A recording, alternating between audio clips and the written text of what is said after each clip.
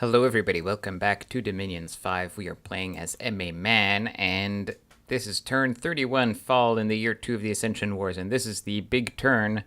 Let's go right into it. First of all, this is the sally out of the fort, an attempt to do some foul vapors.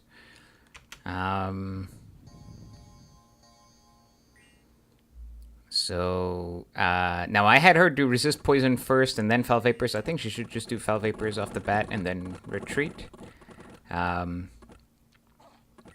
Anyways.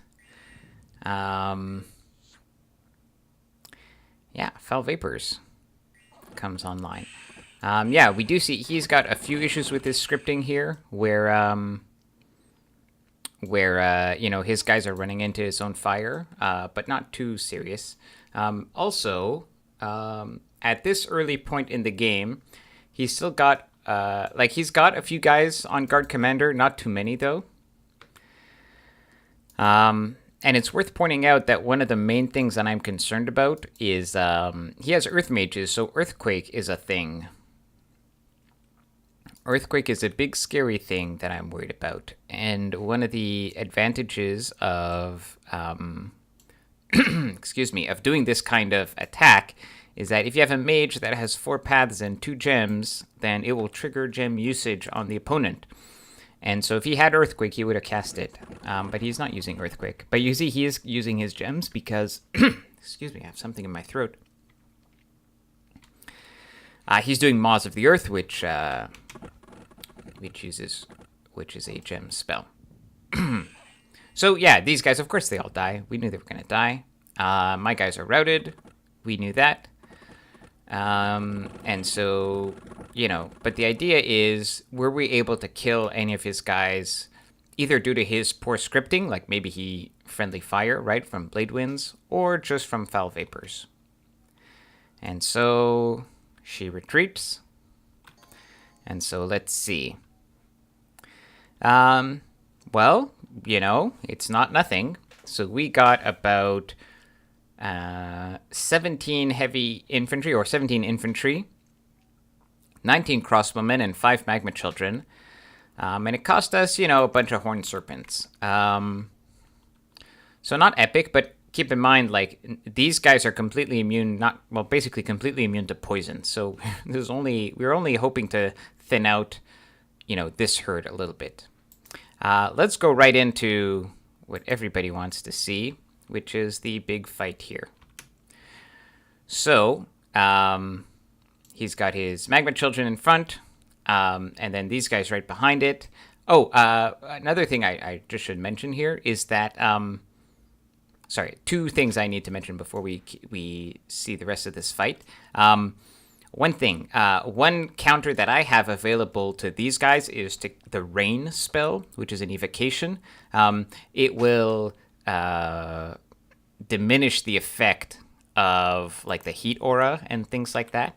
That's why I was getting evocation. Now at this point, and really soon after, what I realized is that he always has his magma children in front. And they usually do a bit of damage to his own guys, and then they're the first things to die anyways. And so it's actually not super crucial. Like, if I was going to cast Rain, I should cast it at the end of my script so that his guys have time to burn his own dudes a little bit first. And then once they get in contact with my guys, then we could, then we would just turn on the Rain and diminish their fire aura impact. And the next thing I wanted to mention is I knew that his thug, his, you know, super combatant thug, was not going to be here because he had raided with another province with it. So I don't have anything, like, I've got my commanders here scripted to hopefully attack rear after they fly and kill the commanders. But I know that we're not going to face the thug because he's in a neighboring province, and so he couldn't move here and break not break siege, the other one, storm the castle in the same turn. So I knew that his thug wouldn't be here. Okay. But on that note, so my idea here was to do Gift of Flight and then regen and stuff like that. But Gift of Flight has a pretty big range. And so if you put all your guys, even though they're close together, like these guys are casting, like these, she's casting Gift of Flight. So her closest targets are these guys. But she could target anybody here. And if you want to do that, you really want to isolate them in like a corner and then leave all of this free so that really the Gift of Flight hits only the people you want it to hit. Anyways, let's do this at a pretty slow speed. By the way, that's hitting the X key. So we have, they're all summoning Earth Power.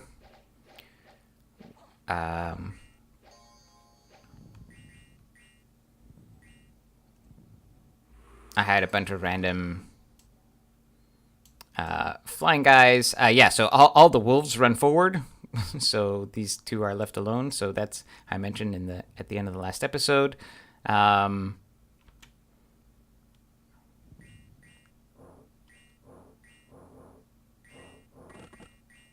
So all this green dust is the poison ward. So pretty much my entire, like pretty much everybody now has about 5 fire resist, which is the best we're going to get. Body Ethereal, Regen, Wind Guide is about to go up. Flaming Arrows is about to go up.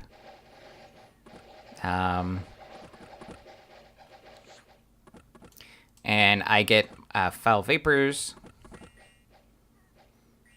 Yeah, these random birds just kind of splatted onto these guys. I've got random air elementals. Not doing much, honestly. This one here is kind of tickling this guy. This air elemental, I think, splattered onto these sacreds.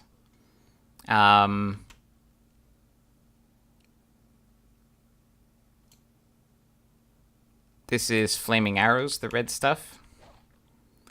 And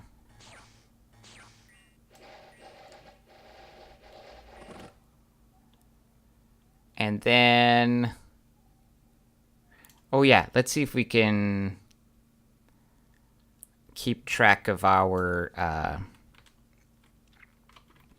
so he does Maws of the Earth. Did I get my divine, one of these crones was supposed to do something. Not her. Not her. Maybe her. Or was it her? I forget. But yeah, I think I messed up the timing. And those divine spells I was hoping to get off, but they don't quite get off. Oh no, now they're getting this. We're in round 2, so this is, of course, Slave. Then, okay, Med, but we're going to have to keep an eye out for. Okay, so it turns out wolves are totally legit against magma children, because wolves are going to die to everything anyways, so who cares, right? Now, what is going on here is...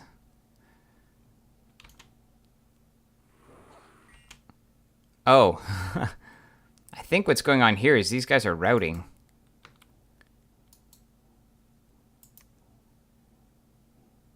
I don't know. Why are they running away?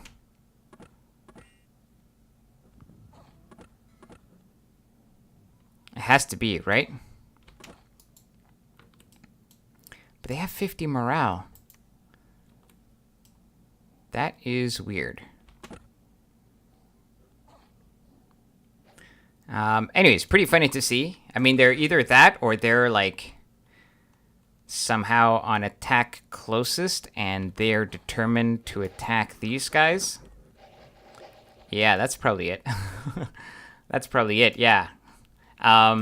So some of these fire guys might have been on attack closest, and then my random... so Gift of Flight, Gifted of Flight, some random knights, and then also like random other units, and they just flew over and landed here. And there's this elemental here, and so these fire guys are turning around, and everybody's all confused, and they're burning up all their army trying to get to the rear over here. I notice my commanders, none of them got Gift of Flight. So pretty epic failure in that regard. Okay, so the first 2 turns of hold and attack are gone. The wolves did an excellent job buffering for the fire guys. And now I have a shit ton of longbows with wind guide and flaming arrows.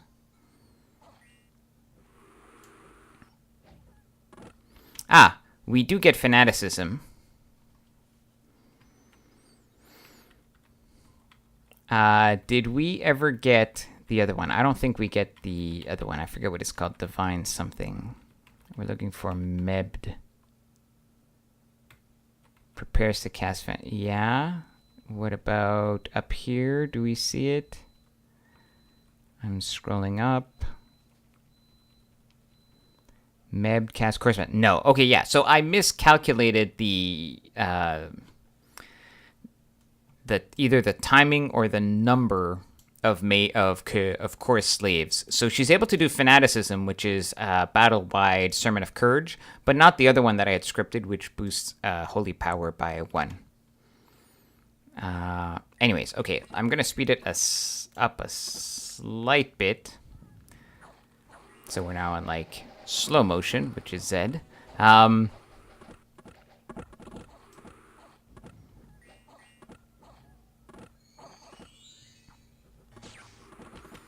So we've got a bunch of so these guys do poison, do spray poison, which is a like strength 15 poison, but they're also flying guys. Unfortunately, they're trying to attack these guys with poison, and they're pretty resistant to poison, so that's not going to work. Yeah, so these guys were on attack closest, and they only move at like 4 per turn. So they spent the whole fight moving all the way back here. Now they got to spend the whole rest of the fight moving all the way up here. So that is a scripting mistake, I think, on his part.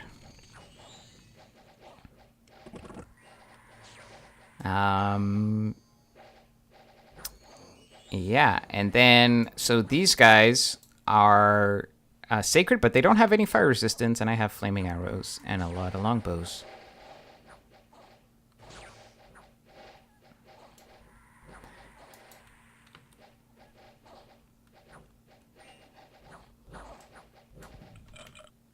And the foul vapors is taking its toll on, like, these crossbows, for example.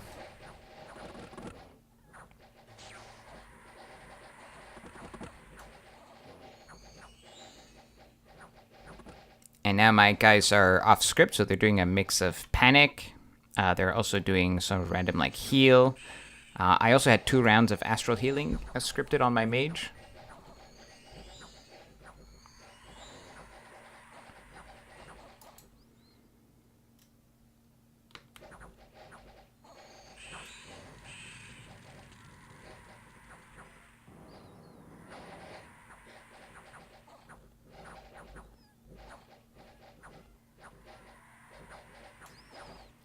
So these guys are really tough, but they also don't have fire resistance, these sentinels.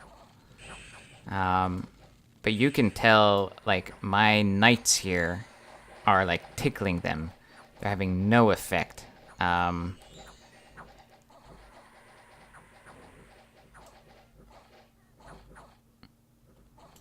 this is pretty bloody here, between his sacreds and my knights.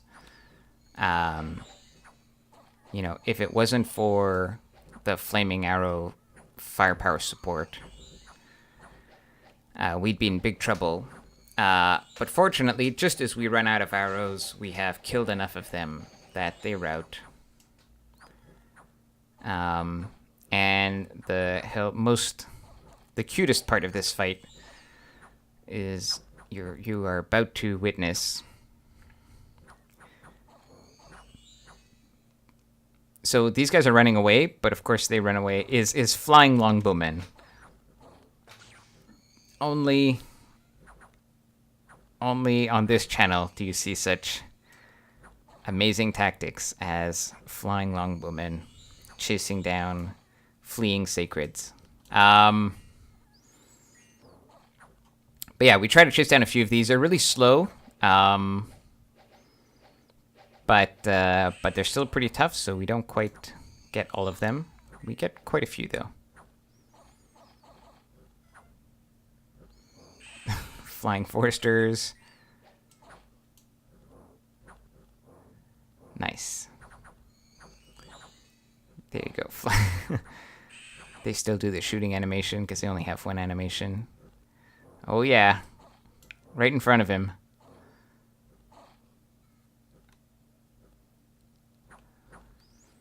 Okay, so success. How much did it cost? Well, you know, it wasn't free, but I'll take it. So let's take a look. So what we killed, importantly, we killed both his cat mages and all his little mages. And we killed, like, basically everything. So all the sacreds, all the sentinels, all the magma children, almost all the crossbows, all the infantry. Like, we basically killed everything. Now, we lost one of our crones. You know, one of our indie priests. We lost 5 out of our 15 Daughters of Avalon. We lost 4 mothers. So, you know, we lost a few mages too. And we lost about half of our knights and about half of our archers. The rest is kind of free spawn. Well, like the wolves are free spawn. We lost some of the vinemen to some of the chaff. But I think we come out ahead in this fight for sure. I think this was definitely a win for us. So I was very excited by this battle. And I posted the results of this. Like, I screenshotted this and posted it in the game's group chat. Let me... yeah, let's go through the rest of the turn, and then I'll talk a bit about that and sort of the diplomacy that's going on. So first of all, we take back some random province. His magma children are not enough to fight this little PD. Somehow we forgot to put a PD in Warshin. That's too bad. Let's take a look at this. This is... Oh. Now we see Skol-Area's host of undead. So Skol-Area has, like, not free spawn, but they can summon all these undead, and then astral death mages. But I don't think he's going to script anything here, but I don't see... Oh, yeah, there's some astral gems here. So I don't know what he has planned.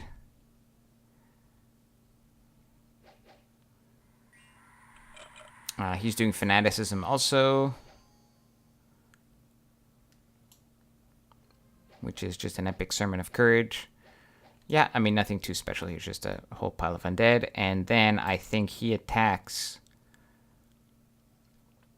Yes, remember, last turn he had a weird attack, which didn't really make sense. So now here comes the real attack. So now we should see the real script. Air Elemental... well, we kind of know what Ys is doing. What I'm curious to know is what Skol-Area has planned. So communions are going up. And I'm just going to slow it down. Divine Blessing. Horde of Skeletons. Skeletal Body, okay. Rigor Mortis. Power of the Spheres.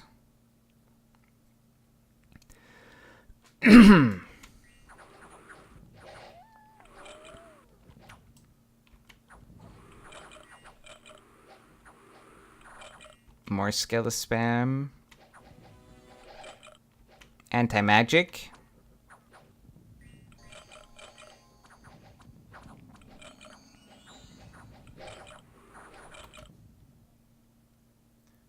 Grip of Winter.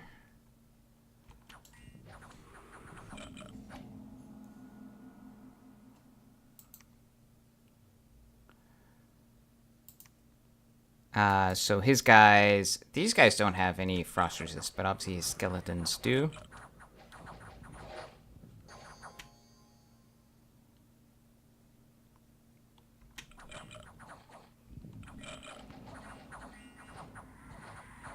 Oh, and then he's casting protection from cold. Right.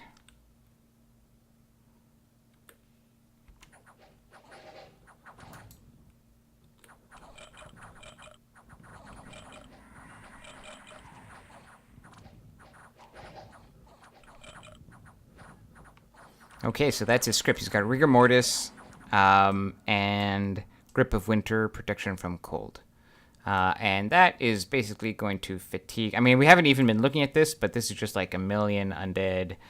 You know, he maybe has... Like, he's got a few dudes. They're not going to last long. And he doesn't appear to have gotten...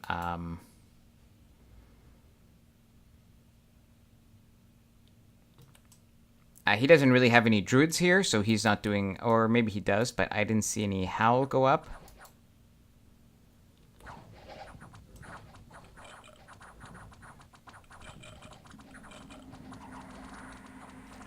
His guys are doing banishment spam, so... Well, is this howl?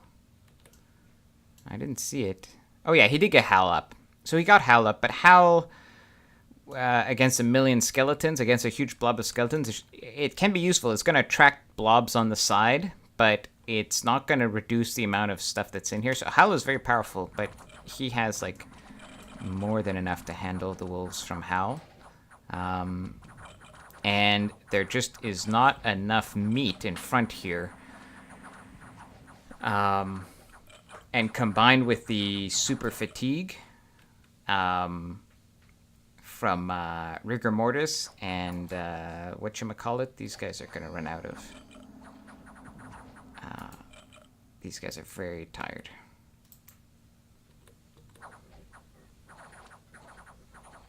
The Howl guy has been killed.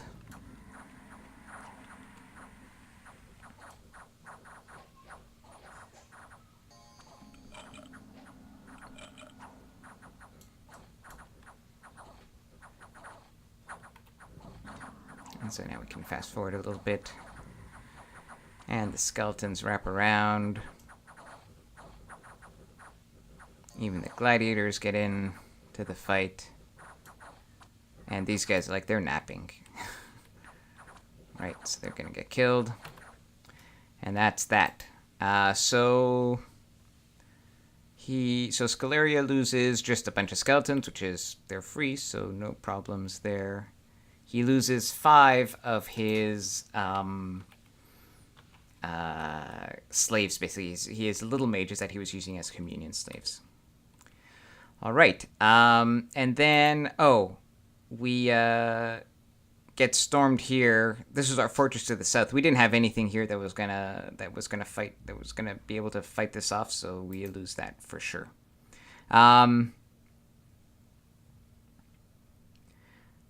Okay, so there's a few things going on here. All right, so we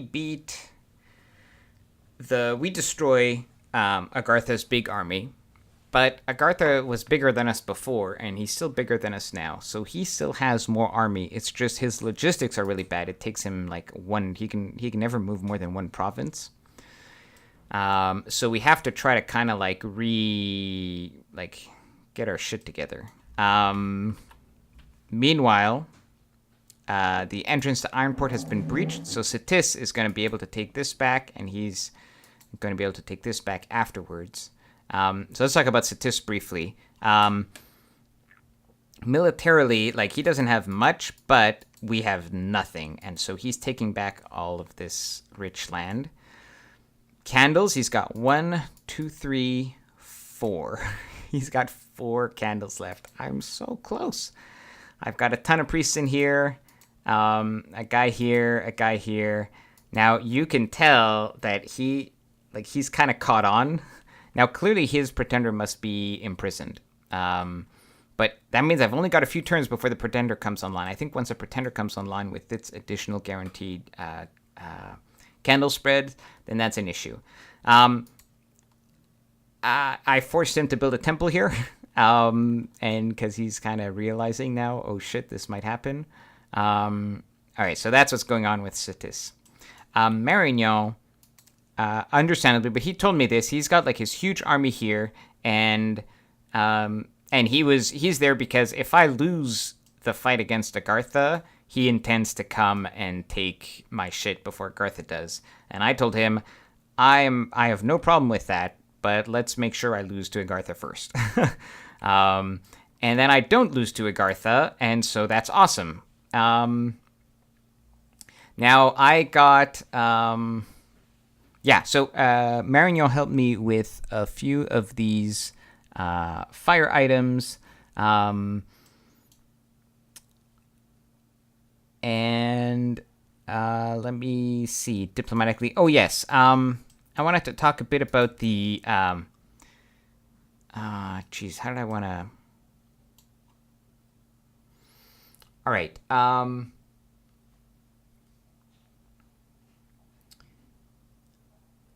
Yeah. So how do I put this? Okay. So in Dominions 5 multiplayer, like people attack you when you are the strongest and they're afraid of you, and they attack you when you are the smallest and weakest, and they know they can get away with killing you without too much damage to themselves and without other people attacking you, right? And so I'm in a very vulnerable position here because other players might easily conclude that, oh, Agartha is killing me, and so everybody just kind of rushes and takes all my land, right? Now, Skol-Area is mostly busy with Ys, and Marignon, I think, is just being a good sport here, and he's kind of politely waiting. But Marignon has told me that Skol-Area doesn't understand why Marignon isn't taking all of my shit. And he really could. However, that's why I posted the results of this battle in the game chat. I wanted to show everybody that, hey guys, I'm tiny and I'm kicking Agartha's butt. While, by the way, also being attacked by Sitis. And so the point of that is not to brag, but it's to tell people, like, give me help. Instead of coming to scavenge, like, over my dead body, give me support so that I can weaken Agartha. Now, I'm not going to win this war in the long term. It's impossible unless somebody around Agartha attacks him. And already 2 turns ago, I am trying everything diplomatically to get anyone, Marignon, Skol-Area, or Abyssia, to cancel their nap with Agartha. I don't even need them to really attack, because for sure Agartha has nothing on these borders. His stuff moves way too slowly. He's been moving everything up to fight me. So if Abyssia or Marignon just breaks NAP with Agartha, then he has to take it seriously and move some troops. And all I need is to not be facing all of Agartha's army, just part of Agartha's army. If I'm facing part of Agartha's army, I don't necessarily win, but I have a chance because I showed that I can, fight against him. And so that's what I'm desperately trying to get. Anybody to just break NAP. Not even for a real war, just, to send a signal to Agartha that he needs to defend this border. Marignon in particular is afraid of doing that because he says that Skol-Area is being like very threatening in terms of like, Marignon can't get any bigger, otherwise we're gonna dogpile you. But like, Skol-Area is invested in fighting. He's like, who's gonna attack him? Like, nobody's gonna. Anyways, this is very frustrating because it's hard for me to get the message across that, like, of course, sometimes it's a matter of opinion and a matter of perspective, but it's very hard to convince people in these sorts of situations. In the long run, Agartha basically gets me, right? And then Agartha becomes almost as big as Marignon. Then Sitis was dead, has been dead for a while. He's on life support because Agartha's helping him, right? But then Agartha takes Sitis, right? And so if Skol-Area and Marino don't do anything, then Agartha becomes the biggest player with 2 caps, right? With 3 caps, right? Mine and Satis's. And that's clearly... And Agartha is very vulnerable on any of his other fronts, right? In particular, I don't know what Abyssia is doing, but he's not really doing anything. He took these 2 provinces from Satis that like Ys had taken, whatever. But Abyssia hasn't been doing much this game. Maybe he's very small, I don't know. But I don't know. I feel like I was a bit at wit's end trying to understand why people weren't taking advantage of this opening.